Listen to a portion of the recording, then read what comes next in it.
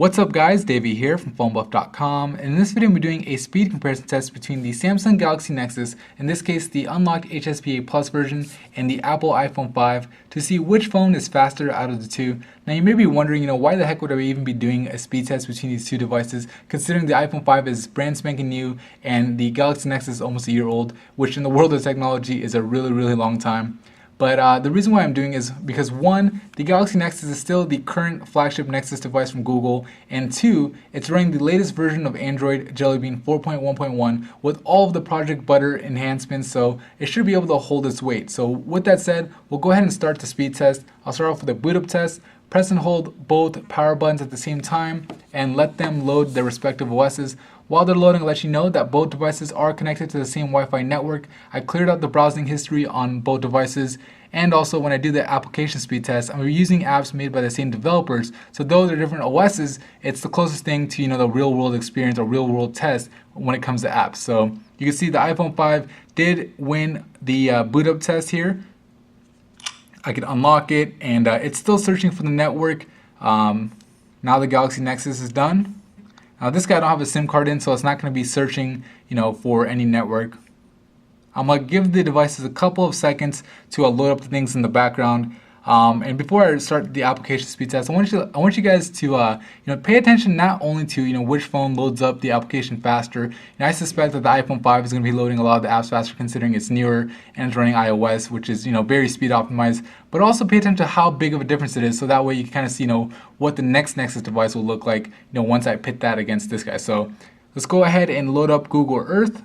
So I'll tap Earth at the same time on both devices. And that one looked just about the same as far as load speed time. So I mean, pretty impressive. I'd have to call that a tie. And both are loading up New York City right now. Really close. The Galaxy Nexus has 3D buildings turned on. Of course, on Google Earth on the iPhone, it doesn't have 3D buildings, or doesn't have that option. So we'll go ahead and back out of here. Gotta call that one a draw. We'll go ahead and load up the next application, which is going to be Flickster. So tap on them at the same time. So the iPhone 5 did, win by a significant margin here. I mean, obviously both of them open up really fast, so I mean that's a significant margin. We'll go ahead and tap on a movie. And again, we see the content a little bit faster on the iPhone 5, so we have to give the win to the iPhone 5 there. Let's go to the next app. So Yahoo Sportacular. Again, we're seeing the scores already, and now we're seeing it on the Galaxy Nexus. So another win for the iPhone 5. And what other apps do we have left? We'll do YouTube. So we saw the startup page first on the iPhone 5. Let's see which one gives us the content first.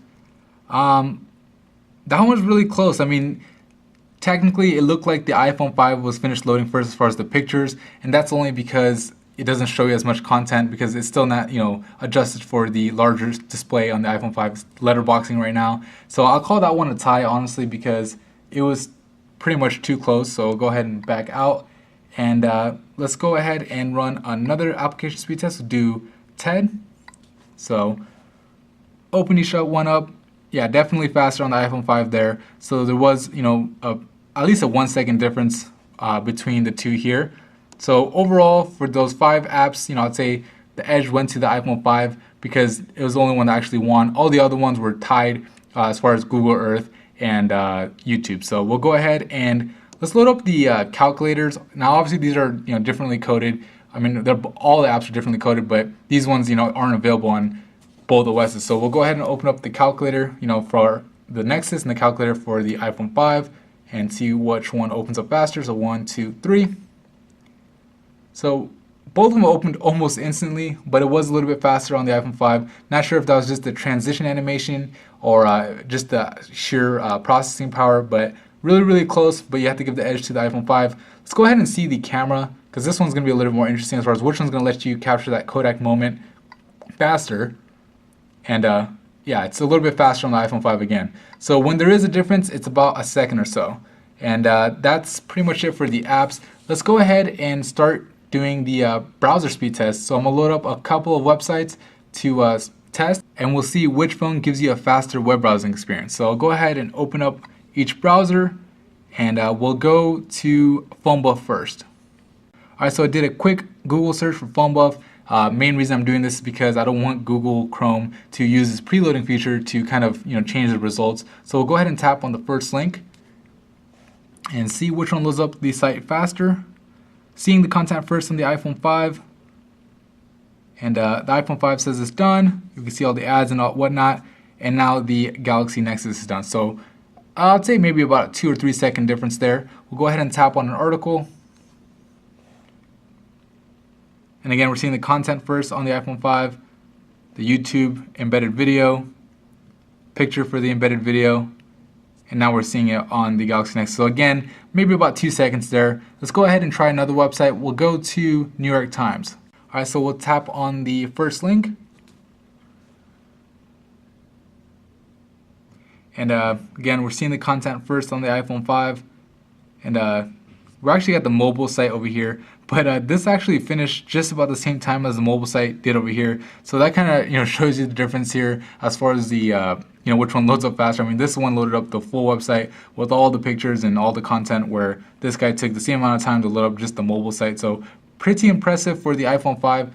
We'll do one more test. We'll go to, let's say, NFL.com, see if we can actually see if both of them load the same type of website. All right, so we'll go ahead and tap on the first link. And this time they're both going to the mobile site. And we're seeing the pictures, and we got a little pop-up for a promotion to download their app.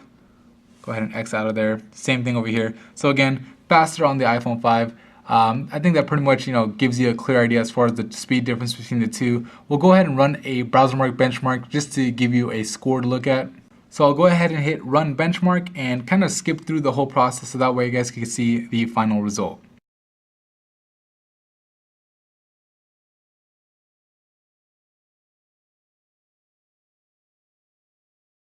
Alright, so the BrowserMark benchmark is done on both devices, and you can see that the iPhone 5 did score higher with the score of 187,608 compared to the score of 109,591 on the Galaxy Nexus. So both are actually really high scores. Of course, the iPhone 5 is a lot higher. Honestly, this is the highest score I've seen on any mobile device. I tested the Galaxy Note 10.1 tablet with that Exynos processor, 2 gigs RAM, and that scored like 160,000. So this is really impressive to me.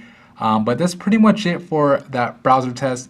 Yeah, so overall, I mean, you're going to get a lot faster device in the iPhone 5 compared to the Galaxy Nexus, but we kind of already knew that. I have to say I'm pretty impressed with the performance that the Galaxy Nexus gave up with that Android 4.1.1 Jelly Bean optimization. Really excited to see the next Nexus device. I'm going to be pitting it against the iPhone 5, so definitely stay tuned for that. So subscribe to the channel. Please hit the like button, and thank you for watching the video.